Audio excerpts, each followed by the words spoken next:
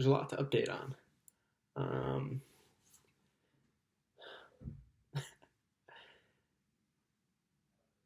the best place to start is 1 week ago. When I came back from my trips, I felt a complacency to me. And I wouldn't drag myself down too much, but I was tired and I wanted to rest for a day or two, so I took that time to rest for a day or two. It was daylight savings, clocks went forward an hour, and along with that, I went from west to east coast, so time changed drastically, so I had to adjust. So I'll take that into consideration. It's a factor for what's happening and what I'm going to explain, but with that being said, the thing I've been feeling lately is an extreme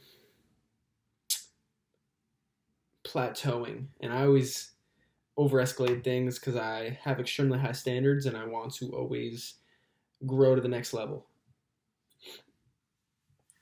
And I felt a mundanity to me because I thought I was just home. I'm tired, I'm in an environment that is not optimal for being pushed to my limit. But when cycling, when having some conversations with others, that it clicked for me and that I knew this subconsciously, but it came about consciously, sort of an aha moment, an unconscious awakening that I'm afraid.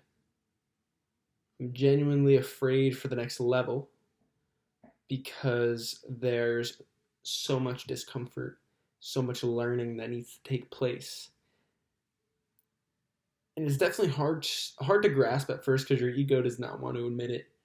But to have the humility to let go is 99% of the work to get there, to get to that next phase of where you want to go. And it's always said that in order to grow, it's the formula. In order to grow, you need to both change and go through discomfort. And along the way, there's going to be this pain or this acceptance that you have to get over, and it's going to cause a whole lot of authenticity, a whole lot of vulnerability, a whole lot of humility. But once you do it, you can realize that I'm at this certain stage, and this is what I need to do to get over it. So using self-awareness, I said, I'm at this stage. I already have my plan laid out. I have my map laid out. I know what I want to do for the next 2-3 years. I'm set in stone. So right now is when, through self-awareness, I had to realign. Usually people, if they're not on path or on purpose yet, they have to align and get on track. For me, it's a realignment. And I just need to persevere through this time of craziness. You got the coronavirus, you got these things going on, you have me trying to scale up this business, me trying to scale up my skills, improve as an individual. You can't stay the same in order to do that. You really gotta shed your past self. So I realigned, and now I'm gonna take action, and I'm gonna adjust along the way. It's a constant 4 A's of those things. It's the awareness, align or realignment, action, and then adjust. David Meltzer did it great. He explained it great, and it's something I took from him, but I'm adding my own in with awareness, because in order to get to the realignment or alignment, you got to be aware of what's going on, and you got to accept it. So there should be 5, actually. It should be awareness and acceptance before the next 3. So that's where I'm at, and it's scary as hell. There's so much uncertainty with everything that's going on, but the ability to let go of those things outside of your control and control what you can. Control that you can wake up early, that you can improve, that you can enhance your skills. Why let your headspace be taken up by other things that won't serve you best and actually won't have any change whatsoever? You cannot influence external things, the environment around you, nature itself.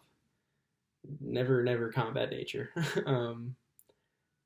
So that's where I'm at, and I'm going to reflect on it. I want to journal more about it and just let my thoughts flow at like a stream of consciousness level. But I'm super grateful for myself reaching this point and for those people around me to help me reach that point.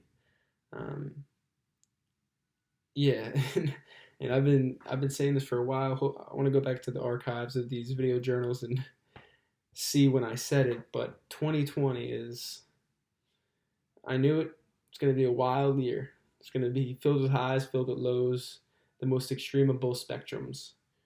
But through all the bad, especially the bad, because as humans we default to the negative, well, the norm of the human.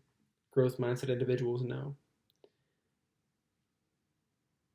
But no, I take that back because we do as humans, no matter who you are, it's like you're always gonna have that dark side. So because of everything that's happening, majority is on this dark path.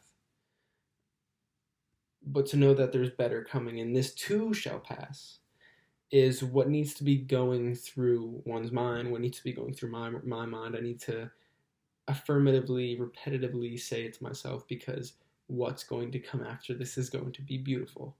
Just have to keep pushing, keep persevering, keep learning in order to grow to the next stage. It takes time, it takes patience, it takes perseverance and trust in the journey. But when done, it's a beautiful thing. So that's where we're at. And one more update: Zach's feeling sick. There's an elephant in the house with everyone having the coronavirus on our minds, but COVID-19. But Zach had strep. He got medicine for it. Doctor gave it to him like this over a phone call, real quick. I guess that's the urgency of the times. And right before he had a little redness in his throat, he threw up. So unsure of what's going to happen, but he just has to isolate himself, stay healthy, and it's fascinating to be around everything as it's transpiring. It's so fascinating to see individuals react in certain ways and behavior change for most people because of what's occurring. It's something to be noted. It really is, because I've never lived through something like this before, especially with the market major fluctuations, most in record history. With freaking, it went down a couple days ago. It went down so much. I don't know the percentages to it, but it was the worst since '87.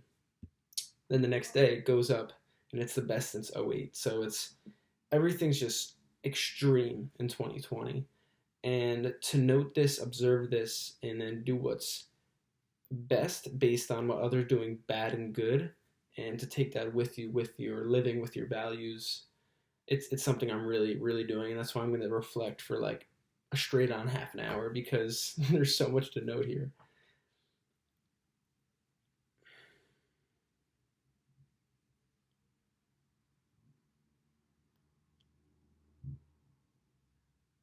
And I've been running in circles around this. I just want to fully unleash and just shed.